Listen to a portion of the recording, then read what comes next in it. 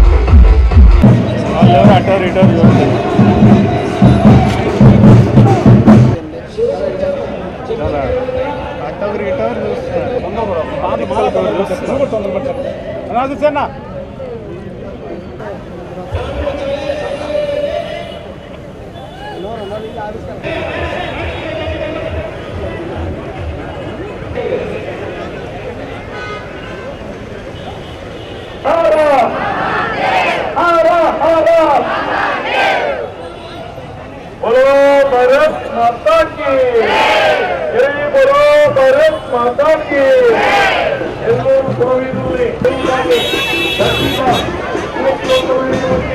వారి వీరగాథ సమర్పించుకున్నారు.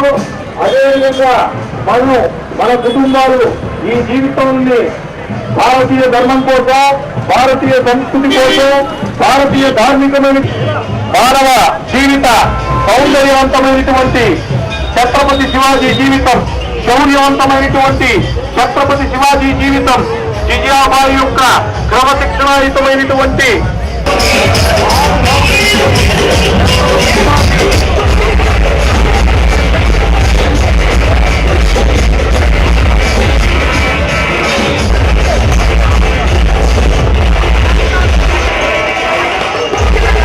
అందరికీ నమస్కారం. నా పేరు కాకు మురళీరెడ్డి.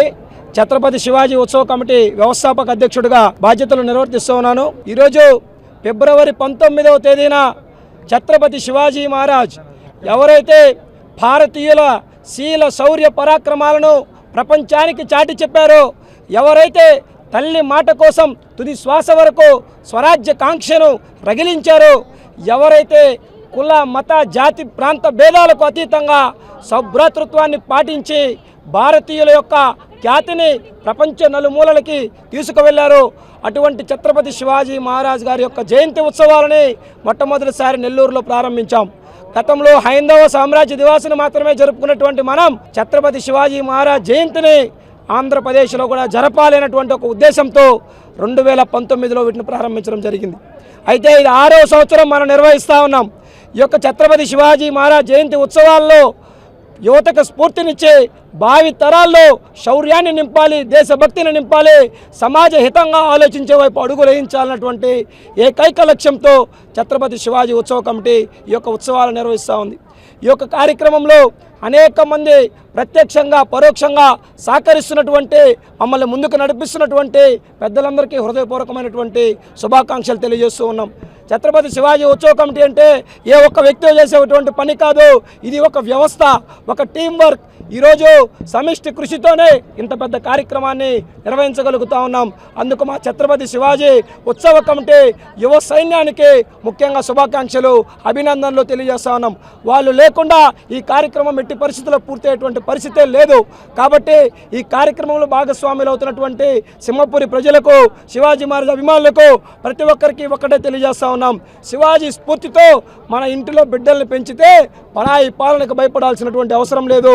సమాజంలో జరిగేటువంటి నేరాలు కూడా ఆగిపోయేటువంటి పరిస్థితులు భవిష్యత్తులో రావాలి అంటే శివాజీ మహారాజ్ స్ఫూర్తితో మన బిడ్డల్ని పెంచుదాం. జిజియామాత లాగా ఎవరైతే ప్రాణం పోతున్న ధర్మాన్ని విడువనటువంటి సంభాజీ మహారాజ్ లాంటి కొడుకును కన్నటువంటి శివాజీ మహారాజ్ అటువంటి పెంపకాన్ని ఇచ్చినటువంటి జిజియామాత వాళ్ళ స్ఫూర్తితో ముందుకు వెళ్ళాలని చెప్పి కూడా కోరుకుంటూ ఈ కార్యక్రమంలో భాగస్వామ్యమైనటువంటి ప్రతి సంస్థకి, ప్రతి వ్యక్తికి కూడా హృదయపూర్వకమైనటువంటి ధన్యవాదాలు తెలియజేస్తా ఉన్నాం. జై భవానీ, జై భవానీ, జై బోలో ఛత్రపతి శివాజీ మహారాజ్ కి, జై బోలో ఛత్రపతి సంభాజీ మహారాజ్ కి, భారత్ మాతా కి, భారత్ మాతా కి. నెల్లూరు నగరంలో హిందూ సోదరులందరం కూడా హిందూ సామ్రాజ్య దినోత్సవ సందర్భంగా భారీ ర్యాలీని నిర్వహిస్తున్నాము.